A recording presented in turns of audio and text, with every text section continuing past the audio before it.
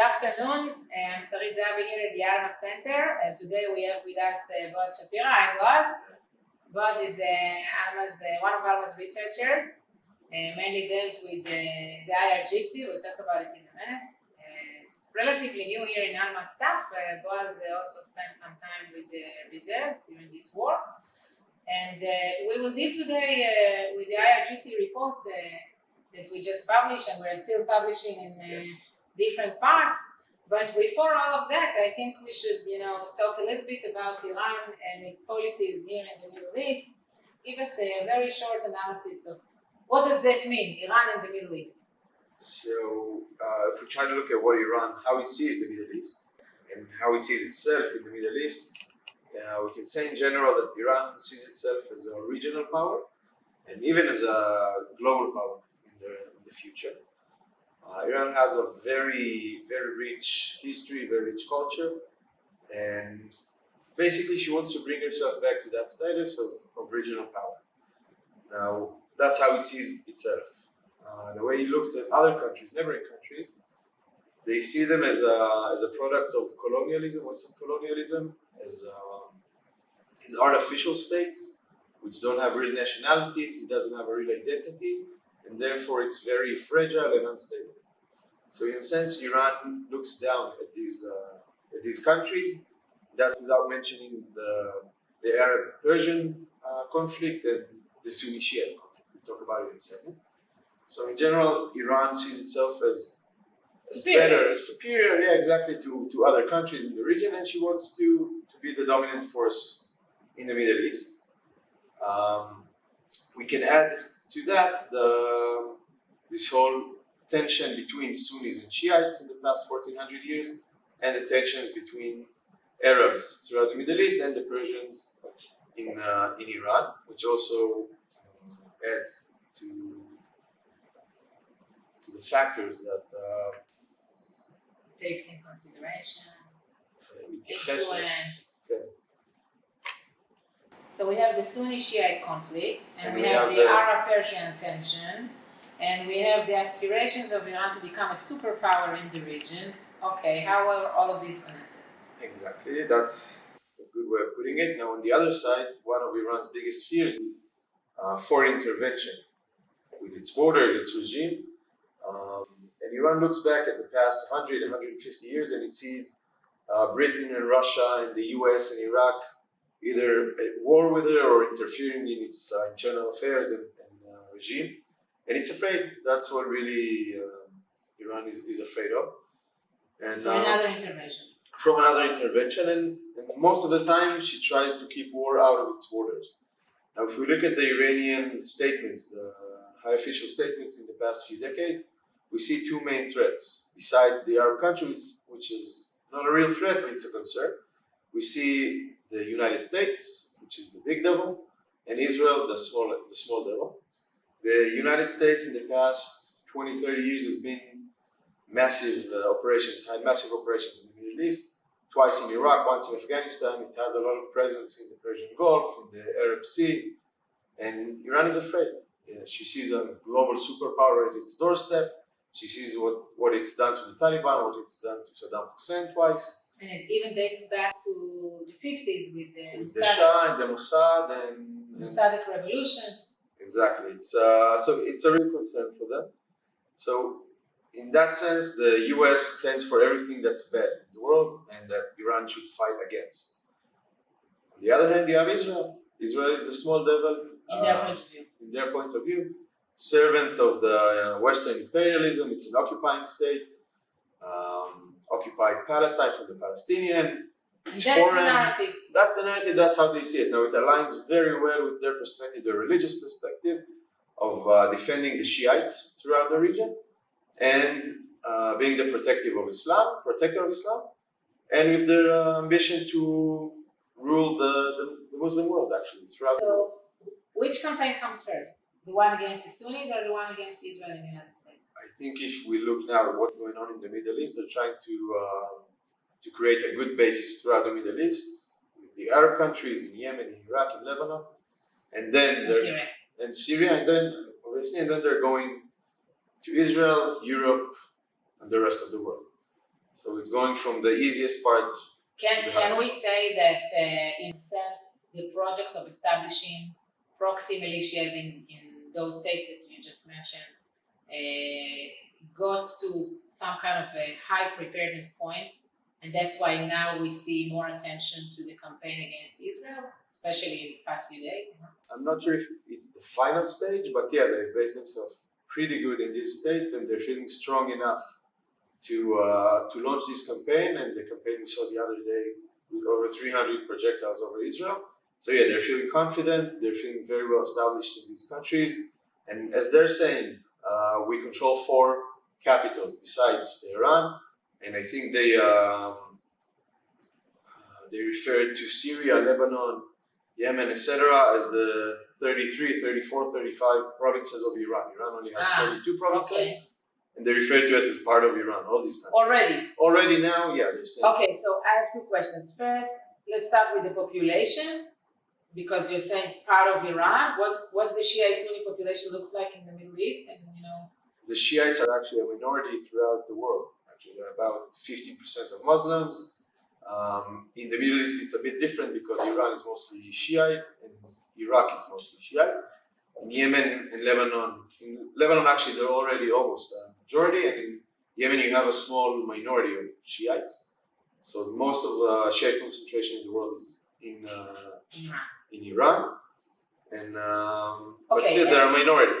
Okay. We need to remember that. And my second question, following what you just said, is around the missile attack against Israel just this week, because I don't understand. I must tell you, I don't understand. We always used to say that Iran wants war outside of Iran. It wants to use the proxies and getting Iran away of the conflict, Iran itself. Yes. And what we've seen is that Iran got itself involved in the conflict directly with Israel, taking the risk that Israel will retaliate in Iran. How does that play out to the basic rationality of the Ayatollah? So, like you said, Iran, most of the time it tries to make sure the war is away from its borders. That's why it circled Israel from Lebanon, Syria, Yemen, Iraq, making sure it has this strategic buffer zone from Iran, and it applies also to the U.S. forces in the region. And throughout the years, yeah, we've seen that they're doing a lot of efforts to push themselves away. Even if we all know it's Iran, we can always say it's Hezbollah, it's the Houthis, etc. And now we've seen a massive change. I think it's the first time, at least in that kind of scale, that we see an Iranian attack on Israel from Iranian soil. And it'd be interesting to see if that's a one-time event, or is that a change of policy and strategy, that Iran is willing to take more risks because it feels more confident.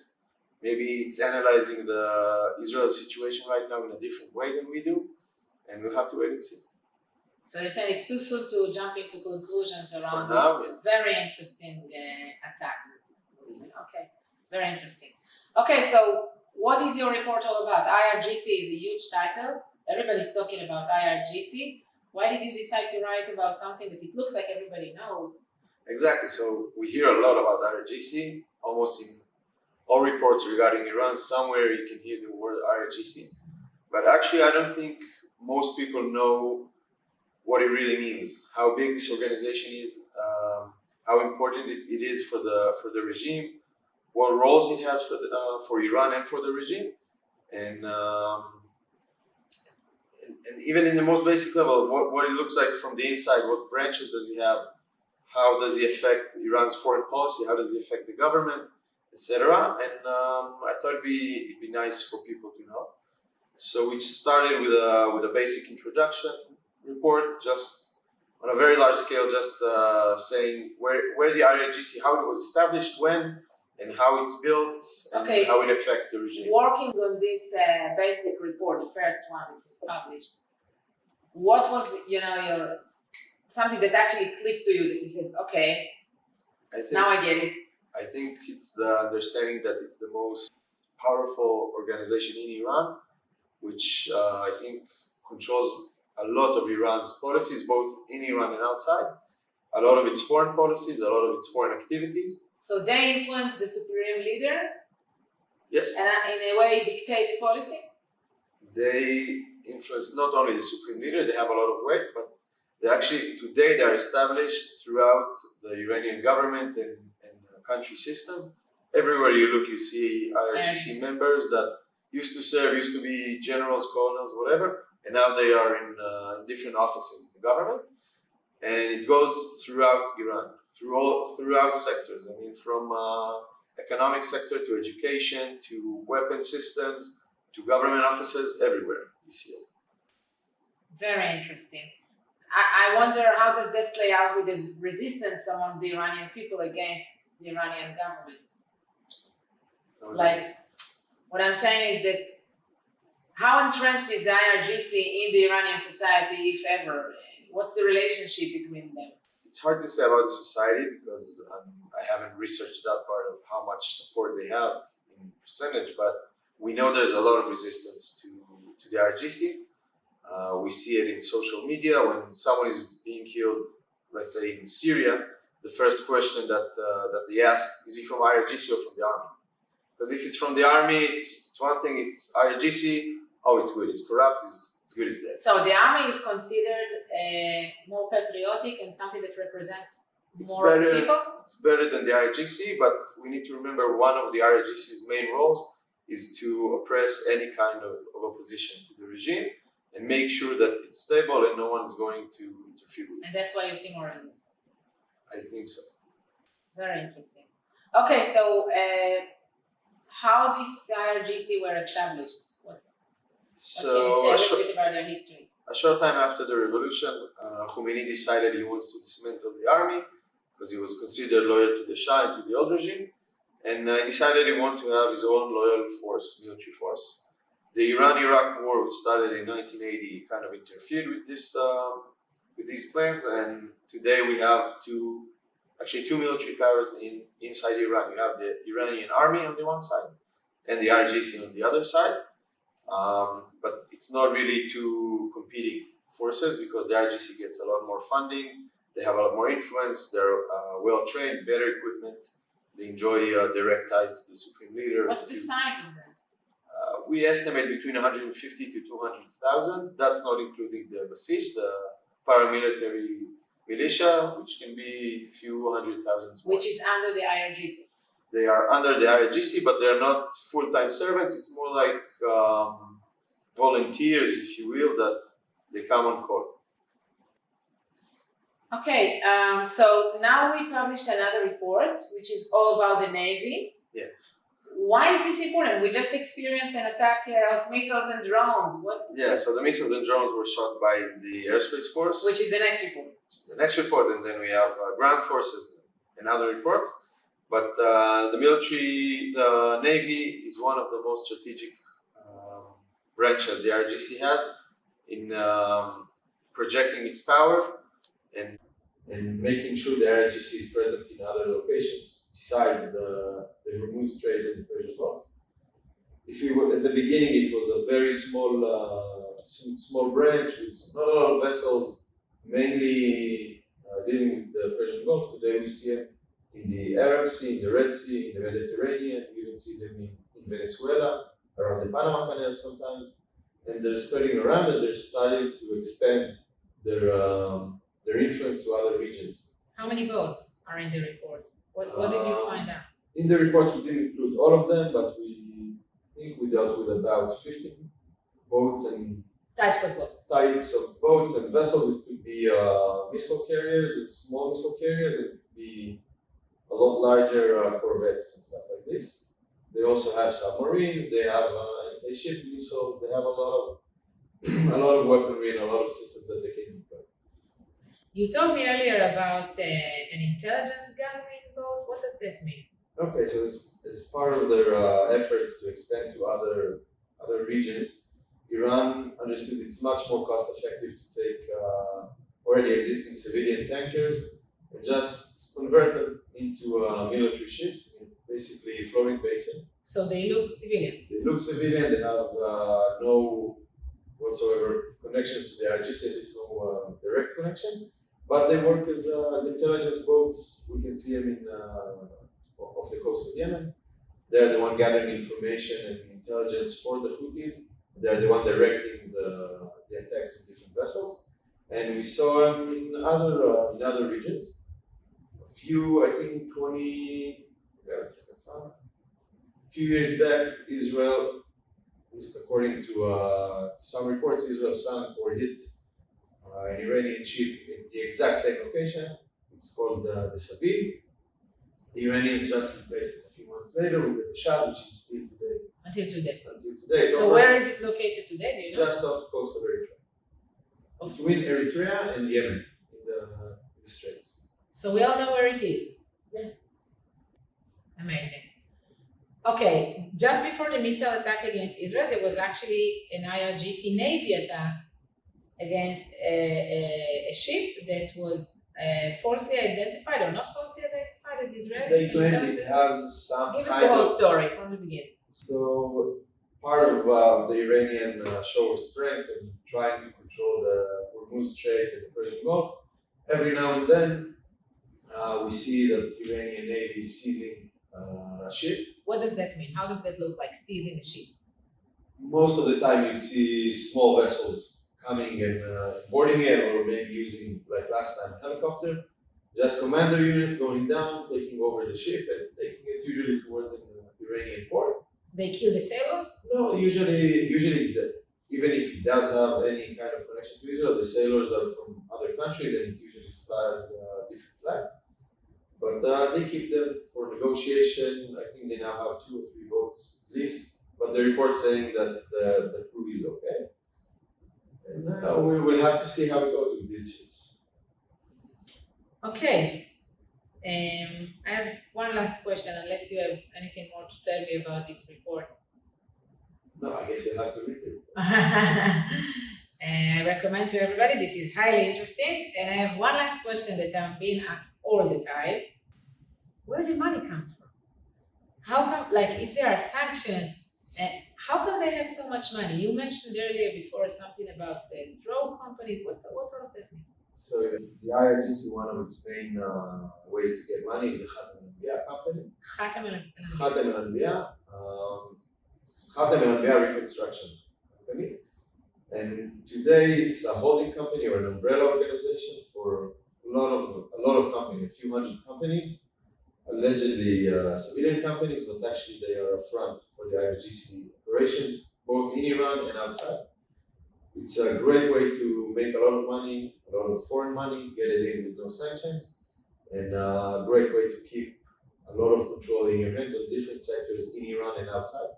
For example, in the Middle East, in Syria, and Yemen, in Iraq, they do a lot of construction of roads, of water projects, of buildings, of education, and a lot of military bases. And in Venezuela, Kyrgyzstan, Ecuador, places like this, it's more civilian infrastructure like electric water dams and stuff like this. And a great way to also make sure you get your your terror infrastructure built with a civilian front that no one knows it's IRGC. And it also been connected to the nuclear program with acquiring dual-use parts. Wow. So actually there is a tight connection between civilian companies, group, systems, infrastructures, whatever, and to the military efforts to establish military capabilities all over the world of Iran. And both in Iran. So and it works in both ways. It's number one, it's helping the IRGC get money and controlling over a lot of sectors within Iran. And on the other hand, it again helps them support the military effort and promoting Iranian interests throughout the world. And yeah, it's again, it's very hard to explain in a few minutes, but it's a vast network of companies, and it's a huge network, even bigger within Iran, that controls everything from agriculture and education to mines and energy projects, all the way to banking and other funds and organizations, even civilian organizations, that basically controls about 30% of Iran's economy that we know. Wow. Yes. Boaz, I must say that it sounds like your next report, Khatem al-Anbiya. Thank you for being with us. Thank you for having me. And this report is very interesting. You can all find it in our website, israel-alma.org. Thank you for being with us. I'm Sarit Zehavi from the IRGC Center.